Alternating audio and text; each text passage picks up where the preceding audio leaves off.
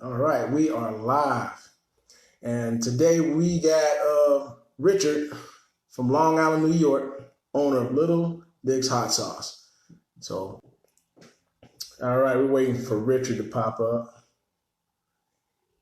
He's getting situated because he was out doing an event over in New York at Cooper's Bluff, if I remember the event. There you go.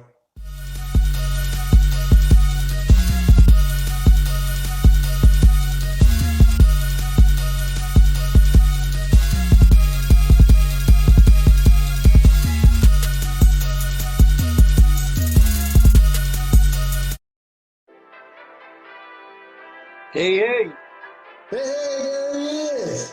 what's Hey, going Richard. on? Sweet. Glad to see you, man. I was telling the audience about your event. Was that event in Cooper's Bluff? Is that correct? That's right. I was out on a place on Long Island called Cooper's Bluff. Beautiful place on the water for October. We had a nice day here in New York, and it's an outdoor venue. And the owner I'm friends with let me set up a table and start hawking some hot sauce on a Saturday afternoon. Yeah, it sounds like you did pretty well. Yeah, I didn't know what to expect, but it ended up people were real interested. They're all interested in the name Little Dick and where it comes from, which I'll tell you about. And gets when you got a good product, people respond to it. I was doing a tasting with some chips, and people would taste it and pretty much would buy it once they tasted it. So right now we're gonna basically combine an unpacking and hot sauce review while we do this story about Little Dick hot sauces. Now, I got the baby right here, and we're gonna definitely showcase the peach habanero, the habanero peach hot sauce, or the peach habanero. Habanero peach. So, Rich, we would love to hear the story about how you got started with this hot sauce. How did it all get started? While I'm alive. So I've been making hot sauce for about 10 years. Started out as a hobby. The original one that I was making is the habanero peach. I did a little research online, got a recipe, but it was never really what I was looking for. So I started tweaking it, changing it up a little bit, reading about other guys who make hot sauces, and I came up with a great recipe that I started to use for myself. And then once friends and family started tasting it, they were all asking for some, for some of it. So I started to put it in the little bottles. I'd buy maybe, 12 bottles online somewhere, and I'd give it to them, just with a handwritten label or something like that. And that's pretty much what I was doing for a while, is just dealing with the Little Dick's habanero peach one. But then what happened was during COVID, as most of us know, you had a little more time on your hands.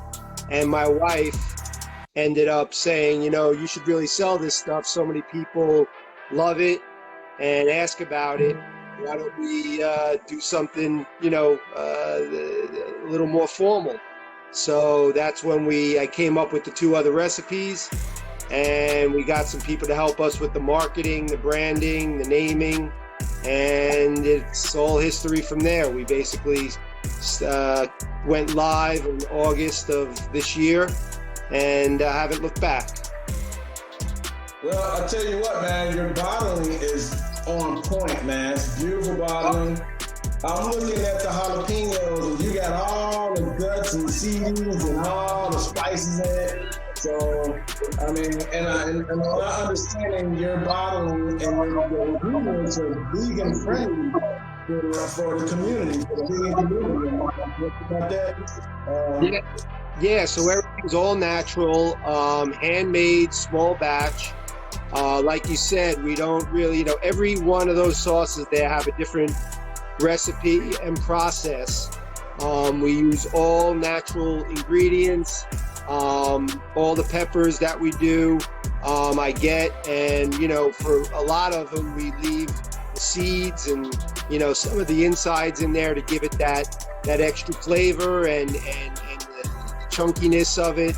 The one sauce, the jalapeno pineapple, we run that through a juicer actually to remove some of the pulp, because the pineapple and the jalapenos, which are a little bit of a thicker pepper, have a lot of pulp. So that one is the sort of the thinnest one, or the wateriest one, as you may say, whereas the other two are a little thicker. Yeah. I mean, and there's good consistency on that hot sauce when you selling the product. You got two different kinds, but I can see when you process it, you want to make sure the quality of the texture of the hot sauce is right where it needs to be. I'm looking at the consistency, and I like it, man. I like the consistency of it. It says here, Little Dick's sauces are prepared in the New York City kitchen with all natural ingredients that give you that good flavor and just enough heat to add some zing to any dish. Try Little Dick's and you'll discover big things to come in small packages. I like that. The name functional strategy, man. I mean, it's fun, it's lighthearted, and you just got to be an at-home, cool person to really, get people to understand it. Because our community is pretty, we're pretty lighthearted individuals. We like to have fun. Ideas of packaging and names, this is like really catchy, and I like that. So let me give you a little quick history on the name. So it's not just a catchy name for the purpose of being a name, but as most people will know, my name is Richard. My dad's name was Richard, and I actually have a son that's Richard. So growing up, my dad was Big Dick, I was Little Dick, and my son is Baby Dick. So the name has some real meaning, in addition to it being obviously catchy and a lot of fun with people about their comments, and it usually people remember the name pretty easily. It's simplifying things. Usually when you simplify it and it's just catchy words, man, that everybody pretty much feel and live by. And that's what's cool about it, and I like the fact that you kept it in that selling product. Just on its own, people probably walk past the food. Just looked at the name and was like, "Tell me more," I'm smelling this hot sauce, man, and it's got so many spicy. It's like light spicy food. You know what's going on in this hot sauce. Yeah, so like a jerk, Caribbean jerk thing going on. Exactly. Some people say it's like a spicy barbecue sauce, but it's definitely got that smokiness in there from the paprika and the cumin, the allspice. There's some ginger in there. So we got a lot of spices, and we got some really good all-natural molasses that's in there that makes it nice and thick, as you can see. And then you got the sweetness from the peaches. Yeah, it's got like a barbecue consistency to it almost. Exactly, and that's why it pairs real well with meats like steak, chicken. You can put that on brisket. A lot of barbecue chicken it does excellent with, and it even goes good on pasta, people say, which is pretty interesting. Being an Italian guy, I don't know if I put it on pasta, but people say they love it on pasta too. I would like to say steak stir fry, chicken stir fry. Yeah, I like that smoky smell too, man. I'm down the hatch. Here we go. There you go. So something that you're going to notice is that all three sauces are very flavor forward. These are not going to kick your ass. They're not made to be on hot ones. I want some flavor to come through for the first 15, 20 seconds, and then the heat comes on the back end. Immediately when I tasted your hot sauce, the start of it had a fruit, a sweet start at the beginning. But all those peppers in the back of my tongue started igniting. The heat started like igniting in the back of my mouth. And right now it's coming down. So it's like an explosive hit of heat from the sauce that the ingredients have. But you also got that sweetness from the peach, like kind of kicks it down. It doesn't take you too hard on the ride. It just takes you right where you need to be. I would say from a level of heat from 1 to 5. And for me, for my tolerance, we're going to say 2.5, 3. But this is like really, really good. 2.5, 3 heat is a very wide open for people to enjoy. You know what exactly. I mean? And that's what I'm shooting. Yeah, I find the hot sauce fanatics, it's not, this isn't a challenge sauce at all. It's a sauce that I want it to be an everyday standard condiment in someone's house, like an A1 sauce or a Tabasco sauce, something that people can use on any type of food. The other sauces, and you're eating the habanero peach right now, which, like I said, goes great with the meats and chickens. But the other two go great on fish, eggs, all types of food, from appetizers, nachos, burritos, all type, things like that. So I'm hoping that people who aren't normally even, used to having hot sauce end up getting a sauce that they like on an everyday basis.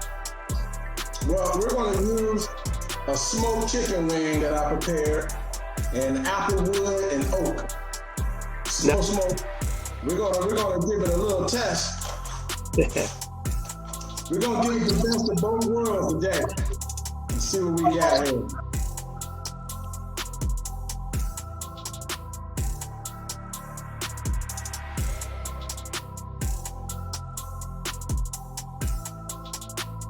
Man, about to come in a little bit. Shout out to Eric the Mid. While he is coming in, I want to give a shout out to a lot of folks. I want to give a shout out to Tasting the Heat.